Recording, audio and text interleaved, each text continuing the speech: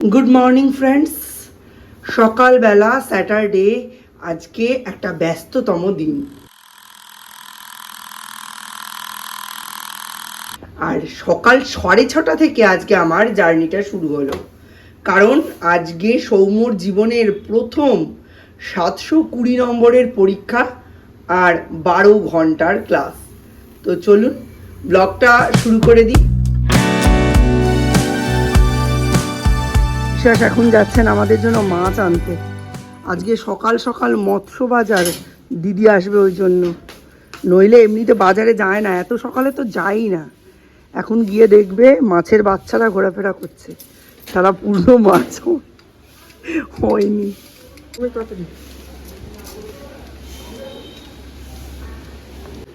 কালকে এইখানটায় এই সব টবগুলো সাজিয়েছি, একটু চোখটা বদল হলে ভালো লাগবে, আর এরাও একটু বৃষ্টির জল পাবে, ওই জন্য ভালো লাগছে। Welcome back to Jinia blogs. Jinia ব্লগসের নতুন একটা ব্লগে তোমাদের সকলকে অনেক অনেক ওয়েলকাম।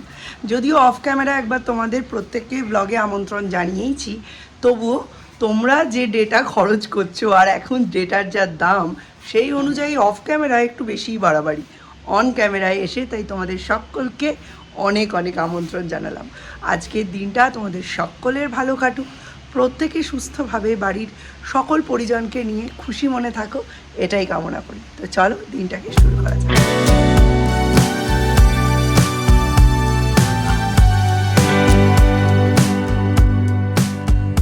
সে দীপের টিফিন স্বভাবতই এইটা খেয়ে 12 ঘন্টা থাকা যাবে না, তো ওর বাবা একটু এক্সট্রা দিয়ে দিয়েছে টাকা, যাতে স্যান্ডউইচ কফি এসব কিছু খেতে পারে।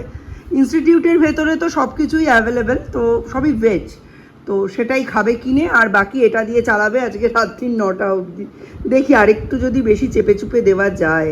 দীপের জীবনের প্রথম 720 নম্বরের পরীক্ষা, আর দীপ এখন সাংঘাতিক ব্যস্ত, তাই আমি তোমাদের জানিয়ে দিলাম আজকে দীপ সাংঘাতিক নার্ভাস, কিন্তু বুঝতেই পারছে না মানে 4টে না 5টা চ্যাপ্টার থেকে 720 নম্বরের কোয়েশ্চেন কি করে করা পসিবল।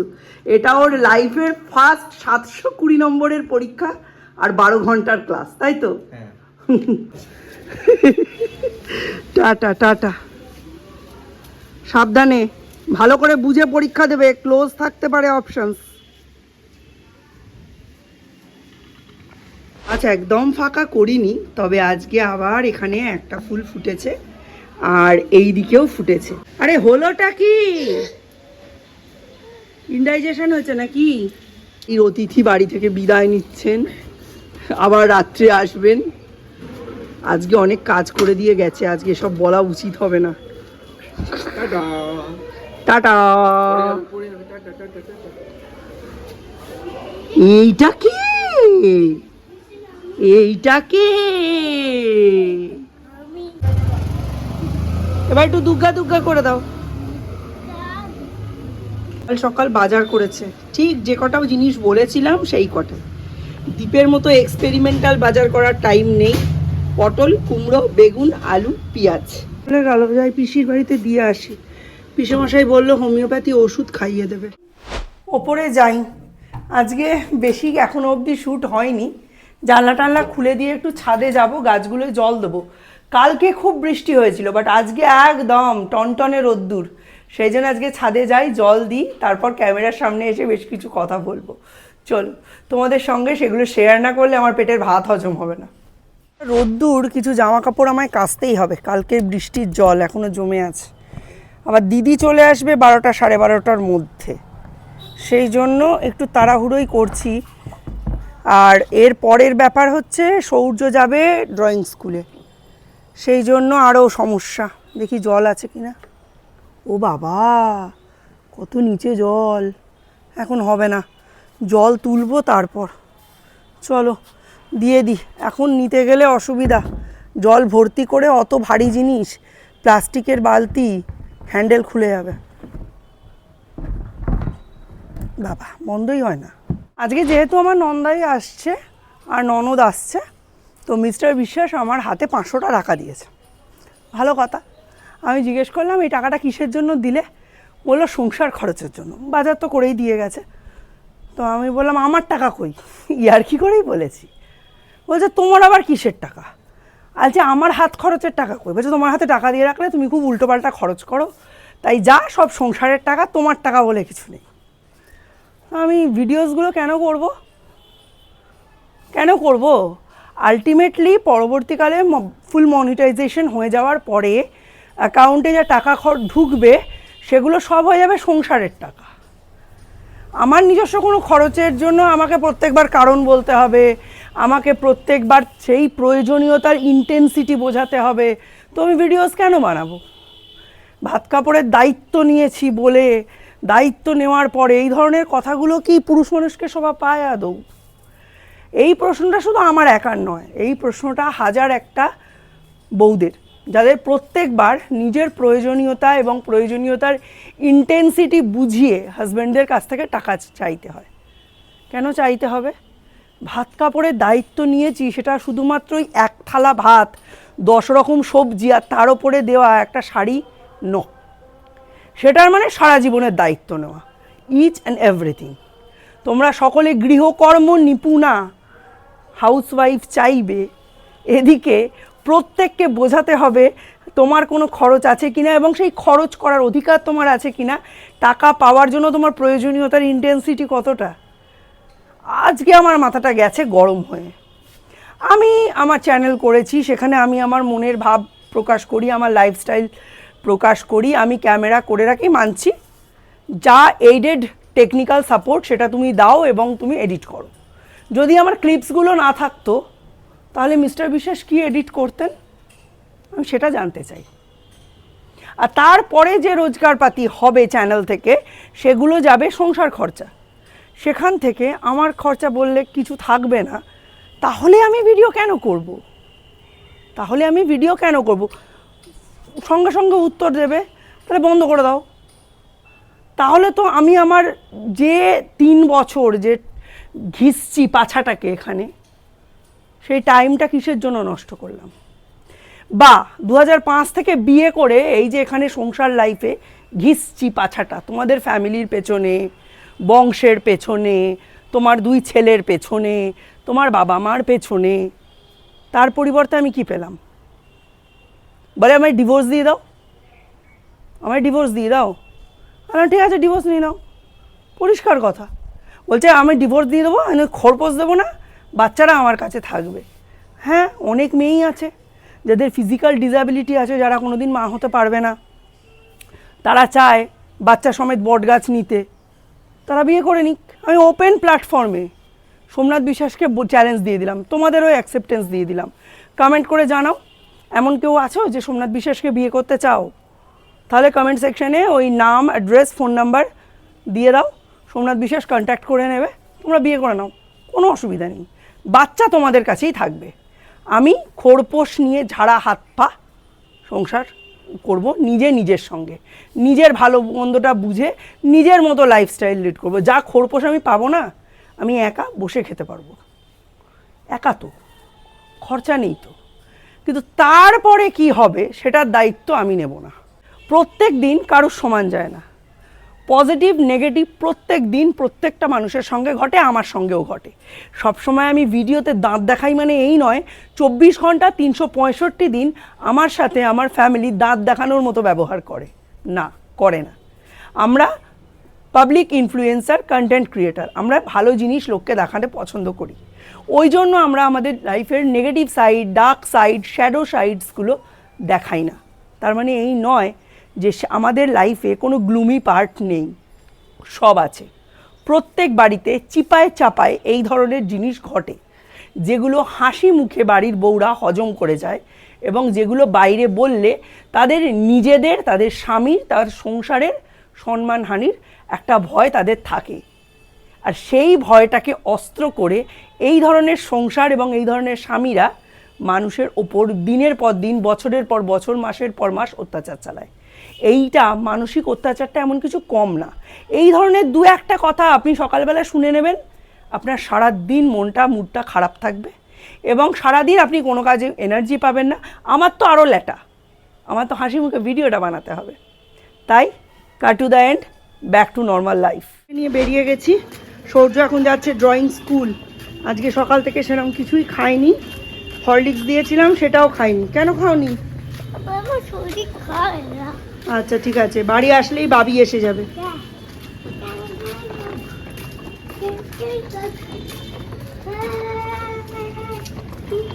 আজকে একটু খাওয়া দাওয়ার নিয়ম মাফিক করলে সেদ্ধ ভাতটা খেলে ঠিক হয়ে যাবে। পুরুষ মানুষ মানুষকে করবে স্লো পয়জনিং, মানে খুঁটে খুঁটে খুঁটে খুঁটে মারবে। তারা বাইরে যাবে, 10টা লোকের সঙ্গে কথা বলবে, 10 রকম সিচুয়েশনে পড়বে, আলটিমেটলি তারা কিন্তু বাড়িতে কাকে কি বলে এসেছে, কি করে এসেছে সবটুকু ভুলে যাবে। কিন্তু যে বাড়িতে থাকবে সে ওই একই কথা 10 বার ভাববে, আর ভাবতে ভাবতে ভাবতে ভাবতে প্রায় ডিপ্রেশনে চলে যাওয়ার জোগাড় হবে। আর তারপর যখন তার নানান রকম এইসব ডিপ্রেশন থেকে রোগ ধরবে, সুগার, প্রেশার, কোলেস্ট্রল, বলবে নিজের যত্ন নাওনি, নিজেকে অবহেলা করেছো।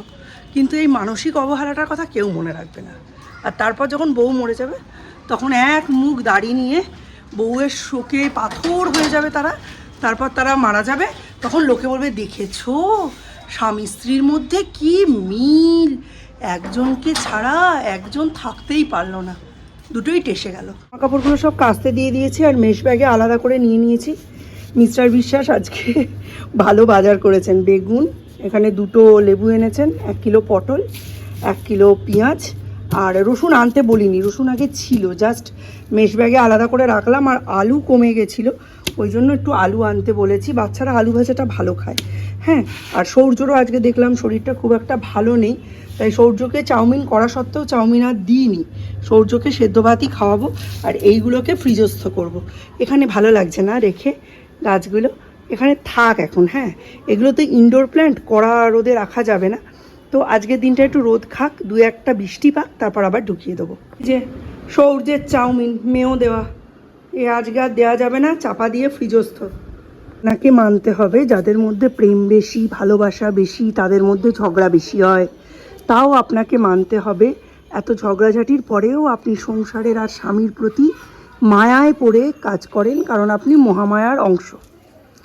আপনার ওপর যদি দেবিত্ব আরোপ করে দেওয়া হয়, আপনার তো আর অসুর হওয়ার প্রয়োজন পড়ে না।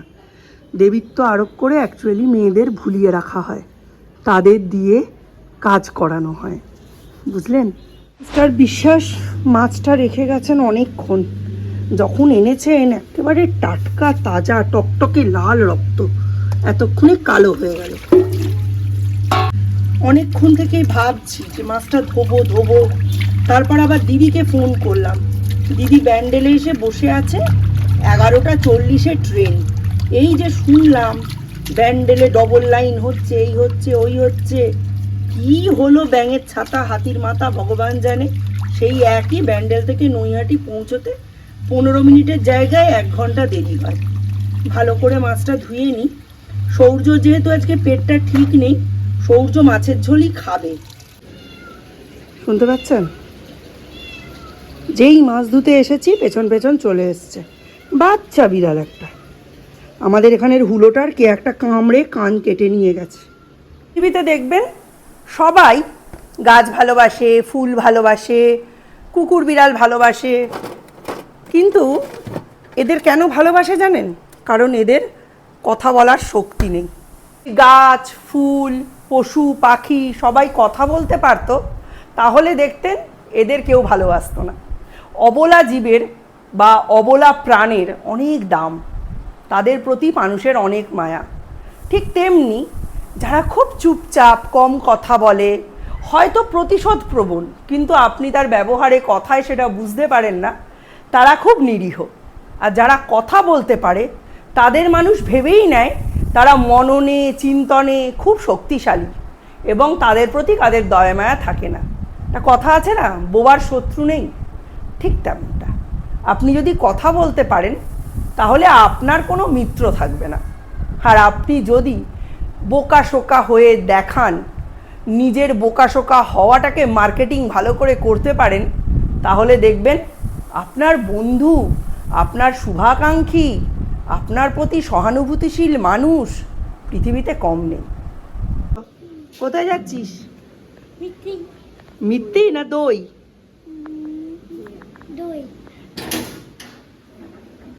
এই যে দিদি দই এনে দিয়েছে, এখন দই ভাত খাওয়াবো, খেয়ে দেখ কেমন লাগছে।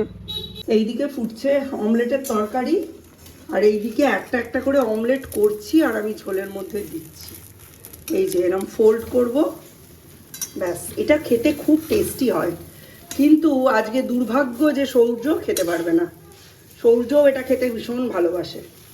সৌর্য আজকে মাছ খাবে, মাছও পছন্দ করে, কোনো অসুবিধা নেই। চলো, মাছের ঝোল কমপ্লিট। এই যে একদম হালকা পাতলা করে করেছি, আর একটু ফুটুক তারপর নামাচ্ছি। রান্না কমপ্লিট। এখানে এই যে লাউ চিংড়ি, এখানে হচ্ছে অমলেটের তরকারি। এটা সৌর্যের জন্য আমার বড্ড মায়া হচ্ছে, বেচারি খেতে খুব ভালোবাসে।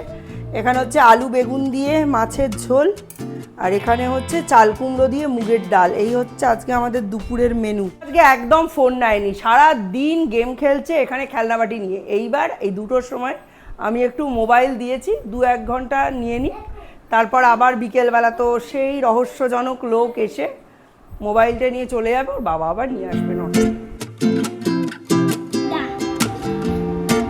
ঠান্ডা? গরম না ঠান্ডা। হ্যাঁ, ঠান্ডাটাও বুঝতে পারে।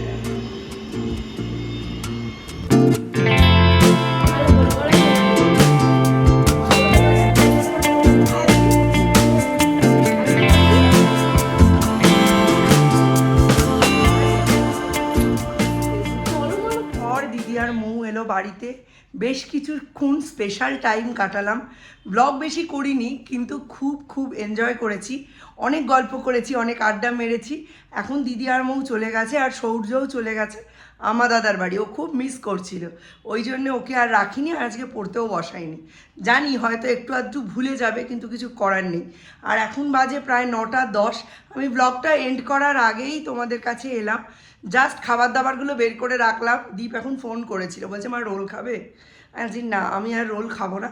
তো আমি বিকেলে চাটা যেমন খাওয়ার খেয়েছি, কালকে কোনো ফাস্টিং নয়, কালকে একদম নর্মাল থাকবো। খাওয়া দাওয়া নর্মালি করব। আর বাকি যা জিনিসপত্র সে তো দেখেই নিয়েছো, সকালে যা রান্না করেছি ওই দিয়েই রাত্রে হয়ে যাবে।